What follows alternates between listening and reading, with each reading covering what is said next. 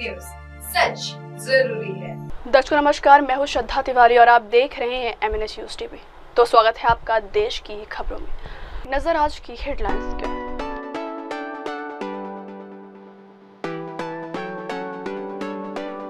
दाएं बाएं हो जाती बम होस्टल हिस्ट्री बन जाता पाकिस्तान। सीज फायर हुआ लेकिन भारतीय सेना अगले मिशन के लिए तैयार। भारत और पाकिस्तान के बीच अभी सीज फायर की हुआ है लड़ाई खत्म नहीं हुई, बोले अनिल विज। मुंबई में हाई लेवल मीटिंग के बाद फडणवीस ने जताया प्रॉक्सी वॉर का अंदेशा। तो खबरें विस्तार से। दाएं बाएं हो जाती ब्रह्मोस तो हिस्ट्री बन जाता पाकिस्तान। जम्मू कश्मीर के पहलगाम में हुए आतंकी हमले के बाद भारत ने न सिर्फ पाकिस्तान को करारा जवाब दिया, बल्कि अपनी सैन्य ताकत से पूरी दुनिया को भी ये भी मैसेजेस दे दिया है ताकि भारत आतंक के खिलाफ अब जंग भी लड़ने को तैयार है।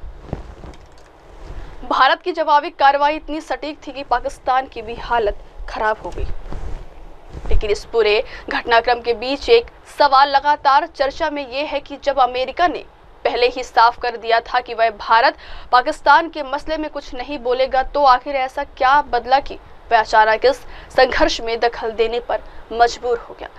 दोनों मुल्कों की लड़ाई 8 और 9 मई को बड़े पैमाने पर पहुंच गई, जहां पाकिस्तान ने भारत पर फतेह मिसाइल तक छोड़ दी। हालांकि भारत ने उस मिसाइल को हवा में मार गिराया, लेकिन फिर भारत ने पाकिस्तान को बड़ी चोट पहुंचा दी और शुक्रवार को नूर खान एयरबेस पर भीषण हमला कर दिया। इसी हमले से पूरी दुनिया कांप गई। अब आपके दिमाग में यह सवाल आ रहा होगा कि एयरबेस उड़ाने से दुनिया को क्या नुकसान होगा? तो इसका जवाब है परमाणु बम। जी हाँ, अमेरिका समेत दूसरे देशों को परमाणु बम का डर सता गया। इसी वजह से अमेरिका दौड़ा दौड़ा दोनों मुल्कों से बात करने आ गया। दरअसल भारत ने पाकिस्तान के जिस नूर खान एयरबेस को अपना शिकार बनाया, वहां से महज 10 किलोमीटर की दूरी पर ही पाकिस्तान का परमाणु जखीरा जमा था। इस हाई सिक्योरिटी साइट को पाकिस्तानी स्ट्रेटेजिक प्लान डिवीजन कहा जाता है। अमेरिका को यह आशंका मिलने के बाद उपराष्ट्रपति JD वेंस ने पाक PM शहबाज शरीफ और पाक आर्मी चीफ आसिम मुनीर को कॉल लगाया और एटमी जखीरे के बारे में जानकारी ली। जैसे न्यूक्लियर को खतरे में देखा, वैसे फिर उन्होंने सीजफायर पर दोनों मुल्कों से बात कर उन्हें इस पर सहमति दी। जम्मू कश्मीर के पहलगाम में हुए आतंकी हमले के बाद भारत ने न सिर्फ पाकिस्तान को करारा जवाब दिया, बल्कि अपनी सैन्य ताकत से पूरी दुनिया को भी ये भी मैसेजेस दे दिया है ताकि भारत आतंक के खिलाफ अब जंग भी लड़ने को तैयार है। भारत की जवाबी कार्रवाई इतनी सटीक थी कि पाकिस्तान की भी हालत खराब हो गई।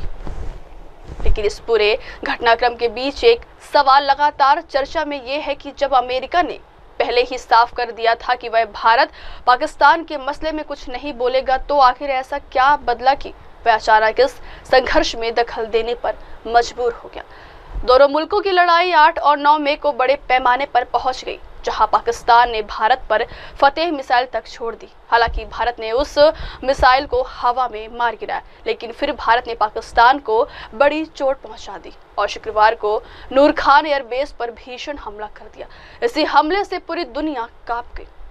अब आपके दिमाग में यह सवाल आ रहा होगा कि एयरबेस उड़ाने से दुनिया को क्या नुकसान होगा?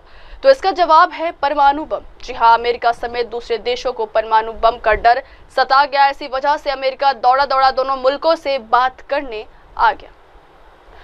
दरअसल भारत ने पाकिस्तान के जिस नूर खान एयरबेस को अपना शिकार बनाया, वहां से महज 10 किलोमीटर की दूरी पर ही पाकिस्तान का परमाणु जखीरा जमा था। इस हाई सिक्योरिटी साइट को पाकिस्तानी स्ट्रेटेजिक प्लान डिवीजन कहा जाता है। अमेरिका को यह आशंका मिलने के बाद उपराष्ट्रपति JD वेंस ने पाक PM शहबाज शरीफ और पाक आर्मी चीफ आसिम मुनीर को कॉल लगाया और एटमी जखीरे के बारे में जानकारी ली। जैसे न्यूक्लियर को खतरे में देखा, वैसे फिर उन्होंने सीजफायर पर दोनों मुल्कों से बात कर उन्हें इस पर सहमति दी। जम्मू कश्मीर के पहलगाम में हुए आतंकी हमले के बाद भारत ने न सिर्फ पाकिस्तान को करारा जवाब दिया, बल्कि अपनी सैन्य ताकत से पूरी दुनिया को भी ये भी मैसेजेस दे दिया है ताकि भारत आतंक के खिलाफ अब जंग भी लड़ने को तैयार है। भारत की जवाबी कार्रवाई इतनी सटीक थी कि पाकिस्तान की भी हालत खराब हो गई। लेकिन इस पूरे घटनाक्रम के बीच एक सवाल लगातार चर्चा में ये है कि जब अमेरिका ने पहले ही साफ कर दिया था कि वह भारत पाकिस्तान के मसले में कुछ नहीं बोलेगा, तो आखिर ऐसा क्या बदला कि वह अचानक इस संघर्ष में दखल देने पर मजबूर हो गया। दोनों मुल्कों की लड़ाई 8 और 9 मई को बड़े पैमाने पर पहुंच गई, जहां पाकिस्तान ने भारत पर फतेह मिसाइल तक छोड़ दी। हालांकि भारत ने उस मिसाइल को हवा में मार गिराया, लेकिन फिर भारत ने पाकिस्तान को बड़ी चोट पहुंचा दी और शुक्रवार को नूर खान एयरबेस पर भीषण हमला कर दिया। इसी हमले से पूरी दुनिया कांप गई। अब आपके दिमाग में यह सवाल आ रहा होगा कि एयरबेस उड़ाने से दुनिया को क्या नुकसान होगा, तो इसका जवाब है परमाणु बम। जी हाँ, अमेरिका समेत दूसरे देशों को परमाणु बम का डर सता गया। इसी वजह से अमेरिका दौड़ा दौड़ा दोनों मुल्कों से बात करने आ गया। दरअसल भारत ने पाकिस्तान के जिस नूर खान एयरबेस को अपना शिकार बनाया, वहां से महज 10 किलोमीटर की दूरी पर ही पाकिस्तान का परमाणु जखीरा जमा था। इस हाई सिक्योरिटी साइट को पाकिस्तानी स्ट्रेटेजिक प्लान डिवीजन कहा जाता है। अमेरिका को यह आशंका मिलने के बाद उपराष्ट्रपति जी.डी. वेंस ने पाक पीएम शहबाज शरीफ और पाक आर्मी चीफ आसिम मुनीर को कॉल लगाया और एटमी जखीरे के बारे में जानकारी ली। जैसे न्यूक्लियर को खतरे में देखा, वैसे ही फिर उन्होंने सीज़फायर पर दोनों मुल्कों से बात कर उन्हें इस पर सहमति दी। भाईजान नूर खान बेस में आके गिरा है, ये अटैक हुआ है नूर खान बेस पे, बिल्कुल घर के सामने। अभी एक जहाज गुजरा है और ये नूर खान बेस के ऊपर अटैक हुआ है। अगली खबर, सीज़फायर हुआ लेकिन भारतीय सेना अगले मिशन के लिए तैयार। भारत और पाकिस्तान के बीच संघर्ष के बाद फिलहाल सीमा पर शांति दिख रही है, लेकिन दोनों देशों में तनाव बना हुआ है। भारतीय सेना की ओर से आज भारत और पाकिस्तान के बीच संघर्ष के बाद फिलहाल सीमा पर शांति दिख रही है, लेकिन दोनों देशों में तनाव बना हुआ है। भारतीय सेना की ओर से आज सोमवार को एक बार फिर प्रेस ब्रीफिंग की गई, जिसमें उन्होंने कहा है कि हमारी डिफेंस को भेदना मुमकिन नहीं है। हमने चीन के बने PL-15 मिसाइल को मार गिराया, हमने अपने मिशन को हासिल कर लिया।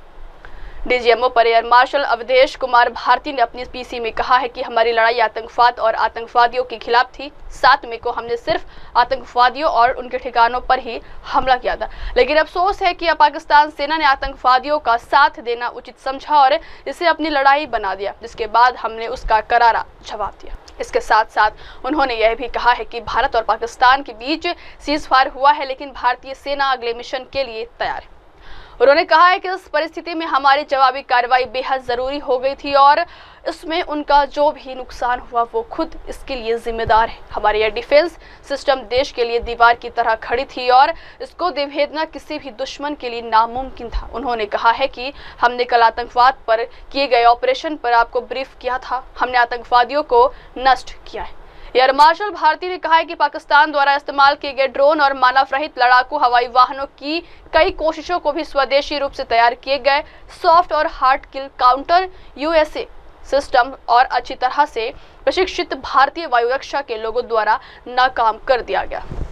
भारत और पाकिस्तान के बीच संघर्ष के बाद फिलहाल सीमा पर शांति दिख रही है, लेकिन दोनों देशों में तनाव बना हुआ है। भारतीय सेना की ओर से आज भारत और पाकिस्तान के बीच संघर्ष के बाद फिलहाल सीमा पर शांति दिख रही है, लेकिन दोनों देशों में तनाव बना हुआ है। भारतीय सेना की ओर से आज सोमवार को एक बार फिर प्रेस ब्रीफिंग की गई, जिसमें उन्होंने कहा है कि हमारी डिफेंस को भेदना मुमकिन नहीं है। हमने चीन के बने PL-15 मिसाइल को मार गिराया, हमने अपने मिशन को हासिल कर लिया।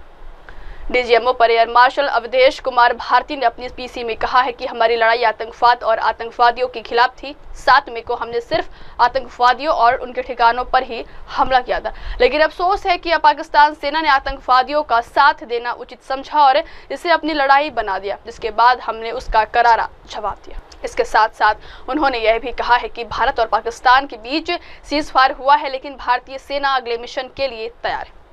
उन्होंने कहा है कि इस परिस्थिति में हमारी जवाबी कार्रवाई बेहद जरूरी हो गई थी और इसमें उनका जो भी नुकसान हुआ वो खुद इसके लिए जिम्मेदार है। हमारी एयर डिफेंस सिस्टम देश के लिए दीवार की तरह खड़ी थी और इसको भेदना किसी भी दुश्मन के लिए नामुमकिन था। उन्होंने कहा है कि हमने कल आतंकवाद पर किए गए ऑपरेशन पर आपको ब्रीफ किया था, हमने आतंकवादियों को नष्ट किया है। एयर मार्शल भारती ने कहा है कि पाकिस्तान द्वारा इस्तेमाल किए गए ड्रोन और मानव रहित लड़ाकू हवाई वाहनों की कई कोशिशों को भी स्वदेशी रूप से तैयार किए गए सॉफ्ट और हार्ड किल काउंटर USA सिस्टम और अच्छी तरह से प्रशिक्षित भारतीय वायुरक्षा के लोगों द्वारा नाकाम कर दिया गया। भारत और पाकिस्तान के बीच संघर्ष के बाद फिलहाल सीमा पर शांति दिख रही है, लेकिन दोनों देशों में तनाव बना हुआ है। भारतीय सेना की ओर से आज भारत और पाकिस्तान के बीच संघर्ष के बाद फिलहाल सीमा पर शांति दिख रही है, लेकिन दोनों देशों में तनाव बना हुआ है। भारतीय सेना की ओर से आज सोमवार को एक बार फिर प्रेस ब्रीफिंग की गई, जिसमें उन्होंने कहा है कि हमारी डिफेंस को भेदना मुमकिन नहीं है। हमने चीन के बने PL-15 मिसाइल को मार गिराया, हमने अपने मिशन को हासिल कर लिया। डीजीएमओ पर एयर मार्शल अवधेश कुमार भारती ने अपनी पीसी में कहा है कि हमारी लड़ाई आतंकवाद और आतंकवादियों के खिलाफ थी। 7 मई को हमने सिर्फ आतंकवादियों और उनके ठिकानों पर ही हमला किया था, लेकिन अफसोस है कि पाकिस्तान सेना ने आतंकवादियों का साथ देना उचित समझा और इसे अपनी लड़ाई बना दिया, जिसके बाद हमने उसका करारा जवाब दिया। इसके साथ साथ उन्होंने यह भी कहा है कि भारत और पाकिस्तान के बीच सीजफायर हुआ है, लेकिन भारतीय सेना अगले मिशन के लिए तैयार है। उन्होंने कहा है कि इस परिस्थिति में हमारी जवाबी कार्रवाई बेहद जरूरी हो गई थी और इसमें उनका जो भी नुकसान हुआ वो खुद इसके लिए जिम्मेदार है। हमारी यह डिफेंस सिस्टम देश के लिए दीवार की तरह खड़ी थी और इसको भेदना किसी भी दुश्मन के लिए नामुमकिन था। उन्होंने कहा है कि हमने कल आतंकवाद पर किए गए ऑपरेशन पर आपको ब्रीफ किया था, हमने आतंकवादियों को नष्ट किया है। एयर मार्शल भारती ने कहा है कि पाकिस्तान द्वारा इस्तेमाल किए गए ड्रोन और मानव रहित लड़ाकू हवाई वाहनों की कई कोशिशों को भी स्वदेशी रूप से तैयार किए गए सॉफ्ट और हार्ड किल काउंटर USA सिस्टम और अच्छी तरह से प्रशिक्षित भारतीय वायु रक्षा के लोगों द्वारा नाकाम कर दिया गया। देखिए, जैसा मैंने कल कहा था कि इस लड़ाई के डिटेल्स अभी हम शेयर नहीं कर सकते हैं, क्योंकि इसमें काफ़ी कुछ ऑपरेशनल डिटेल्स होंगे। कितने जहाज थे दोनों तरफ से, किस तरह की लड़ाई हुई, these are questions of technical details which we may not be able to share firstly, and which we may not be able to share to explain to you the way it needs to be explained. Suffice to say कि yes, ये एक दूसरी तरह का warfare था and it is bound to happen. हम लोग पिछली लड़ाई, अगली जो कभी भी लड़ाई होगी, भगवान करे ना हो, लेकिन अभी यदि हुई तो ये पिछली लड़ाई की तरह नहीं होगी। हर एक लड़ाई जो है अलग तरीके से लड़ी जाती है और टेक्नोलॉजिकल एडवांसमेंट्स हो रहे हैं। हम भी उस एडवांसमेंट्स के हिस्सा हैं, हमारे एडवर्सरीज भी हिस्सा हैं। So it is a cat and mouse game and you have to be ahead of the curve to beat your adversary. So that is what is going to happen. So if you ask, was this different? Was this engagement different? Definitely it was different.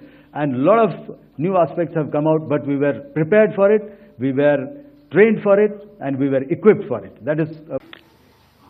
Yesterday, I had already shared some details about the targets engaged by the Indian Air Force. The composite picture of the Indian Air Force targeting so far is now shown on the screen. As you can see, we have targeted the length and breadth of the adversary. I am sure most of you would have already seen the effect of these strikes on ground, courtesy the large number of videos and photographs being circulated in the media. A few representative examples from the open source are now being shown to you on the screen. In fact, 2 of them. This is the strike on the Noor Khan Air Base. And you can see the effect. I'm sure most of you have seen the video. I have also picked it up from your sources only. And this is the aftermath of our strike at Raimiar Khan Air Base. You can see the massive crater that it has left on its runway. और हिंदी कविता सुनकर तो मेरे colleague ने अभी बताया, I think I mentioned Yeeha to be of Chinese origin. I would like to correct myself. The Yeeha drones are of Turkish origin. So that comes to your अगली खबर, भारत और पाकिस्तान के बीच अभी सीजफायर ही हुआ है, लड़ाई खत्म नहीं हुई, बोले अनिल विज। भारत और पाकिस्तान के बीच सीजफायर होने के बाद भी तनाव पूरी तरह खत्म नहीं हुआ है। इस बीच हरियाणा की ऊर्जा, परिवहन एवं श्रम मंत्री अनिल विज का बयान सामने आया है। उन्होंने कहा है कि दोनों देशों के बीच युद्ध विराम ही हुआ है, लेकिन लड़ाई अभी खत्म नहीं हुई है। उन्होंने कहा है कि सेना के जवान सीमा पर खड़े हैं और अभी बहुत से ऐसे मुद्दे हैं जिनका समाधान नहीं हुआ।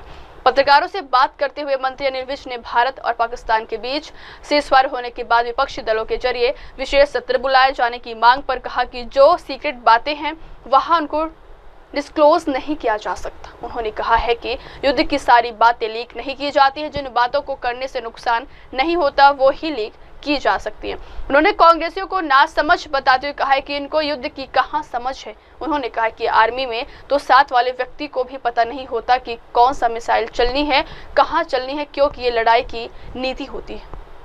वही भारत पाक के डीजीएमओ की मीटिंग को लेकर उन्होंने कहा है कि दोनों देशों के बीच अभी सीज फायर हुआ है, लड़ाई खत्म नहीं हुई है। उन्होंने कहा है कि पाकिस्तान नहीं बल्कि ना पाकिस्तान है। उन्होंने कहा है कि सेनाएं वैसे ही वैसे बॉर्डर पर खड़ी हैं, बैरकों में नहीं गई, या खुद युद्ध खत्म तब माना जाता है जब सेनाएं बैरकों में चली जाती हैं। मंत्री विज ने कहा है कि प्रधानमंत्री नरेंद्र मोदी जी का साफ संदेश है कि अगर तुम गोली मारोगे तो हम गोला मारेंगे। भारत और पाकिस्तान के बीच सीज फायर होने के बाद भी तनाव पूरी तरह खत्म नहीं हुआ है। इस बीच हरियाणा की ऊर्जा, परिवहन एवं श्रम मंत्री अनिल विज का बयान सामने आया है।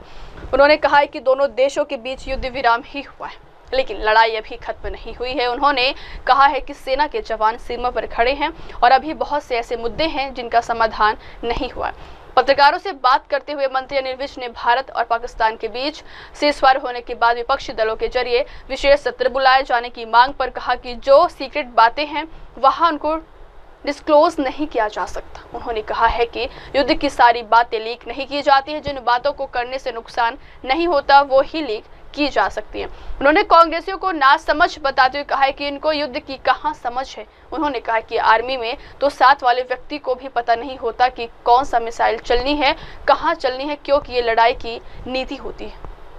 वही भारत पाक के डीजीएमओ की मीटिंग को लेकर उन्होंने कहा है कि दोनों देशों के बीच अभी सीज फायर हुआ है, लड़ाई खत्म नहीं हुई है। उन्होंने कहा है कि पाकिस्तान नहीं बल्कि ना पाकिस्तान है। उन्होंने कहा है कि सेनाएं वैसे ही वैसे बॉर्डर पर खड़ी हैं, बैरकों में नहीं गई, या खुद युद्ध खत्म तब माना जाता है जब सेनाएं बैरकों में चली जाती हैं। मंत्री विज ने कहा है कि प्रधानमंत्री नरेंद्र मोदी जी का साफ संदेश है कि अगर तुम गोली मारोगे तो हम गोला मारेंगे। भारत और पाकिस्तान के बीच सीज फायर होने के बाद भी तनाव पूरी तरह खत्म नहीं हुआ है। इस बीच हरियाणा की ऊर्जा, परिवहन एवं श्रम मंत्री अनिल विज का बयान सामने आया है। उन्होंने कहा है कि दोनों देशों के बीच युद्ध विराम ही हुआ है, लेकिन लड़ाई अभी खत्म नहीं हुई है। उन्होंने कहा है कि सेना के जवान सीमा पर खड़े हैं और अभी बहुत से ऐसे मुद्दे हैं जिनका समाधान नहीं हुआ। पत्रकारों से बात करते हुए मंत्री अनिल विज ने भारत और पाकिस्तान के बीच सीजफायर होने के बाद विपक्षी दलों के जरिए विशेष सत्र बुलाए जाने की मांग पर कहा कि जो सीक्रेट बातें हैं वहां उनको डिस्क्लोज नहीं किया जा सकता। उन्होंने कहा है कि युद्ध की सारी बातें लीक नहीं की जाती है, जिन बातों को करने से नुकसान नहीं होता वो ही लीक की जा सकती है। उन्होंने कांग्रेसियों को नासमझ बताते हुए कहा है कि इनको युद्ध की कहां समझ है। उन्होंने कहा कि आर्मी में तो साथ वाले व्यक्ति को भी पता नहीं होता कि कौन सा मिसाइल चलनी है, कहां चलनी है, क्योंकि ये लड़ाई की नीति होती है। वही भारत पाक के डीजीएमओ की मीटिंग को लेकर उन्होंने कहा है कि दोनों देशों के बीच अभी सीज फायर हुआ है, लड़ाई खत्म नहीं हुई है। उन्होंने कहा है कि पाकिस्तान नहीं बल्कि ना पाकिस्तान है। उन्होंने कहा है कि सेनाएं वैसे ही वैसे बॉर्डर पर खड़ी हैं, बैरकों में नहीं गई, या खुद युद्ध खत्म तब माना जाता है जब सेनाएं बैरकों में चली जाती हैं। मंत्री विज ने कहा है कि प्रधानमंत्री नरेंद्र मोदी जी का साफ संदेश है कि अगर तुम गोली मारोगे तो हम गोला मारेंगे। देखिए, जो हिंदुस्तान और पाकिस्तान, मैं पाकिस्तानी न पाकिस्तान कहता हूँ, ये नापाक है, न पाकिस्तान के बीच सीज फायर हुआ है। वो सीज फायर हुआ है, लड़ाई खत्म नहीं हुई। सेनाएं वैसे की वैसे स्टैंड टू बॉर्डर के ऊपर खड़ी हैं। सेनाएं अपनी बैरकों में नहीं गई हैं।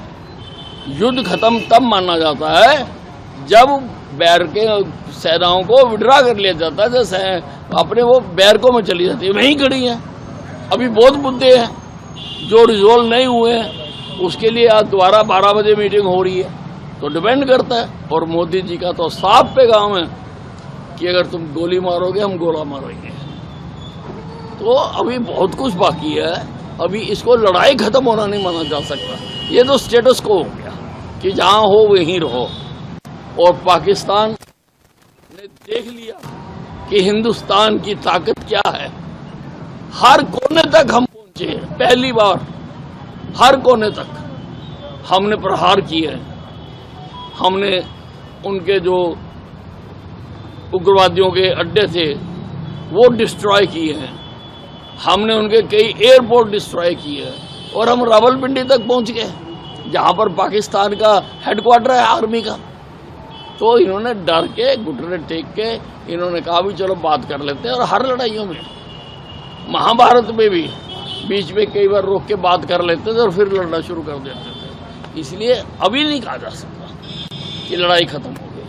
अभी इतना ही है कि स्टेटस को हुआ है जहां सीज फायर हुआ और कुछ नहीं हुआ। अगली खबर, मुंबई में हाई लेवल मीटिंग के बाद फडणवीस ने जताया प्रॉक्सी वॉर का अंदेशा। ऑपरेशन सिंदूर के बाद भारत पाकिस्तान के बीच सीज फायर का ऐलान हुआ है, लेकिन महाराष्ट्र सरकार पूरी तरह से सतर्क है। सोमवार को मुख्यमंत्री देवेंद्र फडणवीस ने रक्षा बलों की एक बैठक की।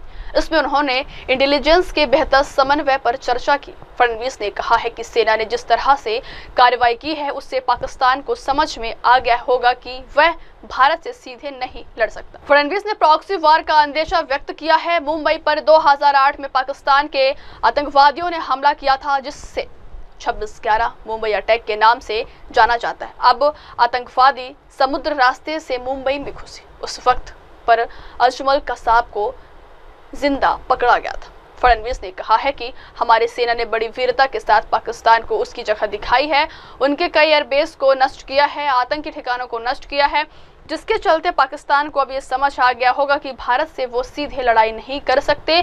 तब वो प्रॉक्सी वार शुरू करते हैं। ऐसे वार में मुंबई जैसे जगह पर कोई ना कोई घटना करने का प्रयास करते हैं। इसलिए आज हमने एक बैठक की है जिसमें मुंबई और महाराष्ट्र सुरक्षित रखने के लिए किस प्रकार के समन्वय की आवश्यकता है, सारी चीजों पर हमने चर्चा और आगे की रणनीति तैयार की है। भारतीय ने पाकिस्तान को बड़े पैमाने पर नुकसान पहुंचाया।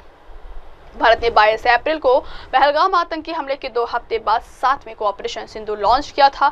इसमें भारत 9 आतंकी ठिकानों को तहस नहस कर दिया था। इसके बाद बौखलाए पाकिस्तान ने ड्रोन और मिसाइल अटैक की। सेना ने बड़ी वीरता के साथ पाकिस्तान को उसकी जगह दिखाई, पाकिस्तान को मुंह की खानी पड़ी, उनके कई एयरबेसेस को तहस नहस किया, आतंक के अड्डों को हमारी सेना ने तहस नहस किया, जिसके चलते अब पाकिस्तान को ये बात तो समझ में आ गई होगी कि भारत से वो सीधी लड़ाई नहीं कर सकती। लेकिन इतिहास में हमने देखा है कि जब वो भारत से सीधे लड़ाई नहीं कर सकते तब वो एक प्रॉक्सी वॉर तैयार शुरू करते हैं। और ऐसे प्रॉक्सी वॉर में मुंबई जैसी हमारी आर्थिक राजधानी जो है ये बहुत वल्नरेबल होती है। यहाँ पर कोई न कोई घटना करने का प्रयास वो करते हैं। इसलिए हम लोगों ने आज एक कोऑर्डिनेशन की बैठक ली है, जिस बैठक में सेना के अधिकारी भी थे। उनके साथ मिलकर हम लोगों ने ये समझ लेने का प्रयास किया कि इन दिनों में अगर कोई लैप्सेस रहे होंगे तो क्या रहे हैं, हमको और क्या करने की आवश्यकता है, मुंबई और महाराष्ट्र को महफूज रखने के लिए किस प्रकार के कोऑर्डिनेशन की आवश्यकता है, किस प्रकार से हम लोग उसको स्ट्रेटेजाइज करें, कौन से एसेट्स का हम इस्तेमाल करें, ऐसी सारी चीजों पर और लगातार हम लोग इंटेलिजेंस शेयरिंग करते रहे। छोटा भी इंटेलिजेंस मिले तो भी उसको हम शेयर करते रहे। ऐसी सारी बातों के ऊपर हमने चर्चा की है और आगे की रणनीति हमने तय की है। अगली खबर, जम्मू कश्मीर में खोले स्कूल, बच्चों को दिखी चहल पहल। जम्मू कश्मीर में स्कूलों को फिर से खोलने के बारे में अधिकारी आज फैसला कर सकते हैं। प्रशासनिक सूत्रों के अनुसार कल से सीमावर्ती क्षेत्रों को छोड़कर बाकी सभी स्कूल खुल सकते हैं। पाकिस्तान में आतंकी बुनियादी ढांचे को निशाना बनाकर चलाए गए ऑपरेशन सिंदूर के बाद भारत और पाकिस्तान के बीच तनाव बढ़ने के बाद शुक्रवार से प्रदेश में स्कूल बंद। एक अधिकारी ने बताया है कि उन्होंने कल से स्कूलों को फिर से खोलने के लिए जिला प्रशासन से सुझाव मांगे हैं। अधिकारी ने कहा, हम कल शैक्षणिक संस्थानों को फिर से खोलने की योजना बना रहे हैं। विभिन्न इलाकों में मिल रहे इनपुट का आज आकलन करने के बाद निर्णय लिया जाएगा। सीमावर्ती क्षेत्रों में पढ़ने वाले संस्थानों में शैक्षणिक गतिविधियों को फिर से शुरू करने में देरी हो सकती है। सीमावर्ती क्षेत्रों में कल से स्कूल खोलने की संभावना नहीं है, क्योंकि अधिकारियों ने निवासियों को सलाह दी है कि वे तब तक अपने घरों में लौटने से बचें जब तक कि विस्फोटों के अवशेष साफ नहीं हो जाते। बता दें कि नियंत्रण रेखा के पास स्थित गांवों में पाकिस्तान की ओर से की गई गोलाबारी में करीब 2 दर्जन नागरिक मारे गए। बड़ी संख्या में संपत्तियां क्षतिग्रस्त हो गई।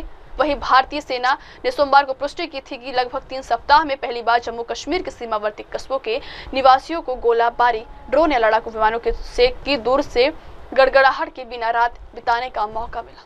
सेना ने कहा है कि सीमा नियंत्रण रेखा या पाकिस्तान के साथ अंतर्राष्ट्रीय सीमा पर रात भर संघर्ष विराम उल्लंघन या झड़प की कोई खबर नहीं आई।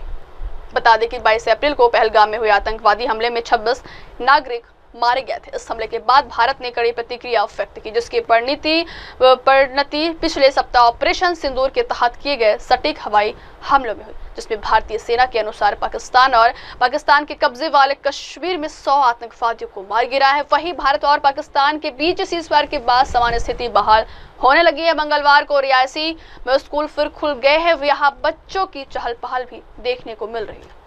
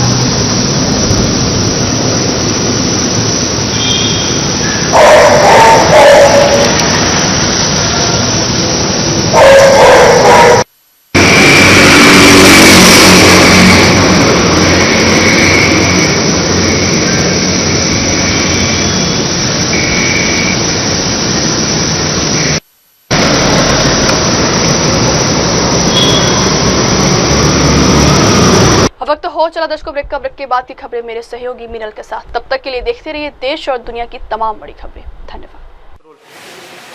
हाय हेलो नमस्कार, मैं हूं पंकज विष्णु और आप देख रहे हैं MNS न्यूज। आप देख रहे हैं MNS न्यूज, सच